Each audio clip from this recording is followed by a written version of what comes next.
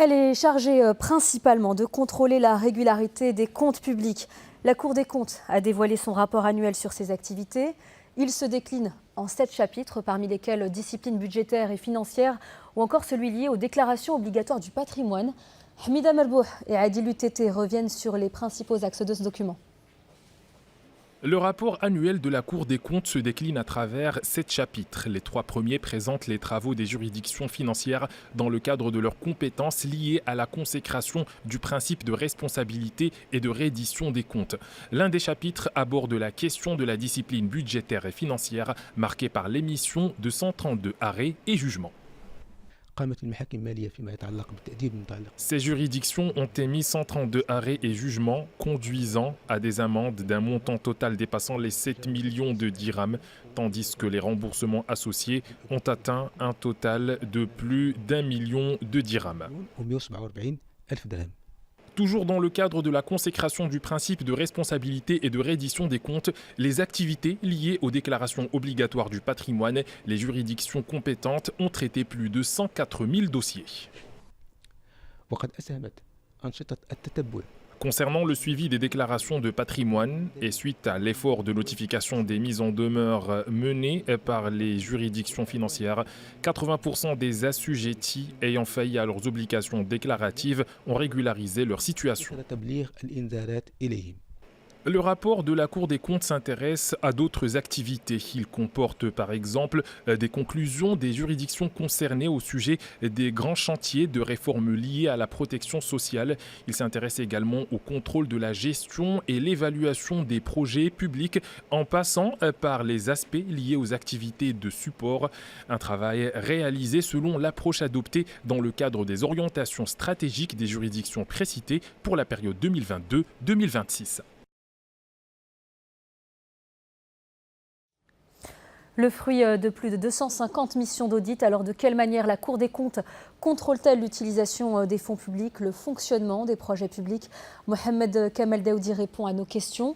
Bonsoir, vous êtes coordonnateur général des travaux des juridictions financières. Alors quels sont les principaux enseignements de ce rapport? Quelles sont les nouveautés? Merci de nous accueillir. Pour ce rapport, cette édition-là, comme vous l'allez le constater, 2022-2023. L'objectif, c'est de coller davantage à l'actualité et d'être au même niveau qu'un certain nombre d'ISCPR, notamment aux États-Unis, au Royaume-Uni, ou même en France, qui publient de plus en plus des rapports qui prennent en charge les actualités des finances publiques. C'était le cas chez nous, et ceci, c'est grâce à la collaboration et à la réactivité de nos partenaires, qui sont principalement nos audités. Alors, le rapport côté forme est structuré en 7 chapitres qu'on peut mettre en 3 grands blocs. Un premier bloc de reddition des comptes, donc les attributions juridictionnelles de la Cour des comptes, le contrôle des déclarations de patrimoine et le contrôle des finances des partis politiques. Et puis, nous avons un deuxième bloc sur l'audit et l'évaluation des projets programmes publics. Et un dernier sous-bloc concernant les activités de support. Donc, ce qui est intéressant cette année aussi, c'est qu'on est aux 20e édition de ce rapport, d'une façon ininterrompue. La Cour et les cours régionales particulièrement ont commencé en 2004. Et donc, c'est un gage de rigueur et de régularité de cette institution relativement jeune qui est la Cour des comptes, mais qui a pu s'imposer sur la scène publique marocaine. Et qui a évolué donc au cours de ces 20 dernières années. Arrêtons-nous, si vous le permettez, sur le processus d'élaboration. C'est un travail de longue haleine à chaque fois qui doit commencer, qui doit se faire. Effectivement, c'est un processus rigoureux qui essaie de répondre aux normes internationales en la matière, c'est-à-dire une planification à la fois stratégique sur 5 ans. Nous avons un plan stratégique 2022-2026 que nous déroulons et nous avons une programmation annuelle qui essaie de prendre en charge les risques qui sont prévus, mais aussi de s'ajuster au vu des actualités et des risques émergents. Bien entendu, nous faisons nos rapports en suivant des principes sacro-saints au sein de notre institution qui sont le respect du principe du contradictoire avec les audités et l'indépendance et l'impartialité. Bien entendu, nous appuyons également sur la pluridisciplinarité de nos équipes. Nous avons des équipes pluridisciplinaires qui nous aident à aborder des problématiques complexes. Nous avons des magistrats qui sont en même temps des ingénieurs, des docteurs en économie, en droit, des informaticiens, et ça nous est très utile dans la réalisation de nos missions.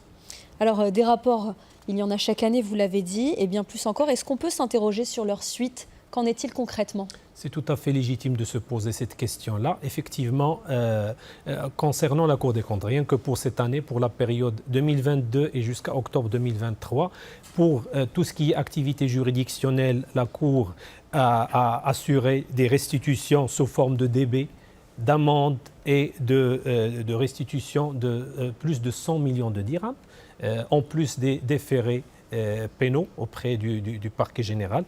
En matière de déclaration obligatoire de patrimoine, nous nous assurons qu'il y a le respect de cette obligation constitutionnelle de déposer sa déclaration de patrimoine pour voir son évolution. Sinon, c'est la révocation ou la destitution, c'est un risque qui pèse aussi. Pour les partis politiques et les syndicats, effectivement, qui bénéficient d'une aide publique, nous assurons que ces aides sont justifiées, sinon c'est des restitutions. Et pour cette année, nous avons prononcé des demandes de restitution de plus de 65 millions de dirhams. Ça, c'est sur le côté reddition des comptes. Pour le bloc contrôle, gestion et évaluation, nous partons du principe que, constitutionnellement parlant, tous les services publics ont l'obligation de rendre compte aux citoyens et de la qualité de leurs services, mais aussi de l'usage des deniers publics. Et donc nous essayons de faire des recommandations pour améliorer l'existant. Nous faisons un suivi rigoureux. Nous avons installé récemment une plateforme de suivi de recommandations. Les ministres et la primature ont la possibilité maintenant de suivre l'évolution de l'implémentation de ces recommandations. Et bien évidemment, nous informons le citoyen et nos parties prenantes qui sont essentiellement le Parlement qui s'assure du contrôle et de l'évaluation des politiques publiques, mais aussi des médias, des organisations internationales pairs. L'essentiel, c'est que grâce à cette transparence, cette publication, cette divulgation, la Cour des comptes joue un rôle de stabilisation et est dans un monde de plus en plus turbulent. Alors, quel lien peut-on faire très brièvement sur le rapport de l'instance contre la corruption, s'il y en a un à faire? Bien entendu, la Cour des comptes travaille de concert avec un certain nombre d'institutions, notamment l'instance de lutte contre la corruption qui vient de publier son rapport. Nous constatons quand même que le Maroc a régressé à l'instar d'un certain nombre des pays de la zone MENA, mais nous faisons nos saisines du parquet général, nous informons la justice, la société civile et les médias. Il faut dire que la Cour des comptes n'est pas un acteur dont le rôle principal est de lutter contre la corruption. Il y contribue à travers ces partenaires-là, en agissant sur tout ce qui est systémique, le système de contrôle interne, le management des risques et l'analyse globale des processus pour assurer une prévention contre la corruption. Merci beaucoup Mohamed Kamel Daoudi d'avoir fait le déplacement pour répondre à nos questions et on vous souhaite bon courage pour le prochain rapport du coup. Merci beaucoup. Merci à vous.